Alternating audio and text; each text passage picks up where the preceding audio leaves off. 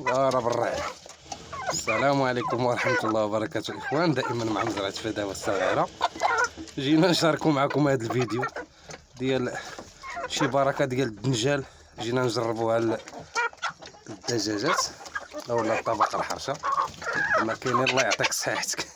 الاخضر واليابس تبارك الله في هذا البرد هذا. مرة تنوعوا لهم شي شوية ديال الطعام تبارك الله حتى قاضي الغرض. هادشي اللي كاين. المهم ما يجلسوش بالجوع، نوعوا لهم الطعام كيف ما كان.